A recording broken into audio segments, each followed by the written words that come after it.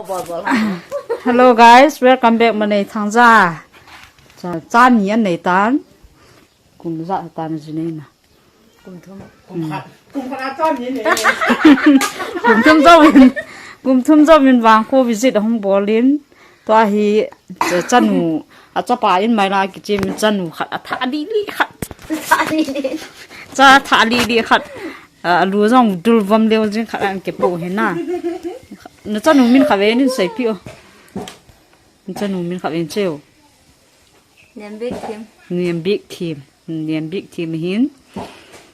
Masang laya arbat hoto. Anak ke hot det ji chai. Alim ko mura. Kal kum thum tan na. Ta hi nu baby ki ti dai tai o. Ma sa chanu nga baby hin chai nu baby. Na chanu lim choi dewin ka ni hai za hi tan. 1 month. 1 month le khat ai tai. Arbat kip gen. Ma to. Tukana charwana ka chi hon hin cha ka don cha han tan. Mane thangja baby nu baby to ka ke ho tin te no he. Masanga miss mane thangza tai ni he chu tu now set to hong vai king tai. Amen. Two baby. 3 baby. Ama 3 baby hi tawe. Baby nyen hi jing ve guys. Yung baby kaya tito mo.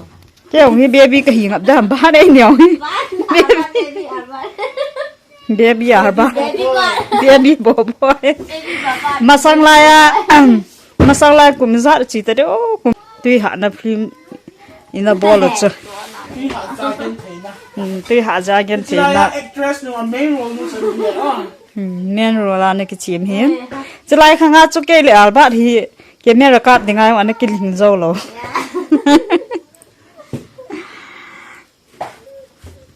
Kum cha chu tam le na. Hindi ti kum za chi mo mong ta. Di ti ta in se ta. 2021 26 May ana ki ko hin. 2 Kum thum years ago hi tai. Serial ago. Lai kum chum Ya china chu 2021 that 26 May. Tin ya chu kana ko hin. Cha chu amin na ni ki china hin. To hi 2025 Bạn này kêu tôi that 17. Cái ka la ya. Đâu được xin tao. Chlai actress an ki manga to ai naw ki pu phana hi ke te ni lunghel tamang kha ka bol hon hi. Cha tam pi nei lang khang lai no ki phat le nong ki ho ki deo. Tu kum le. Tu kum det Mama get. December date 27 20 le na hung manding VIP akan ko ru na ba VIP full form cho ba VIP full form cho pi tan nge VIP full form chen se yo Dia punya makan itu. jin nga cha ka ko yu Ba ki lâu chú. Mama. bye bye moi lang Second bye bye.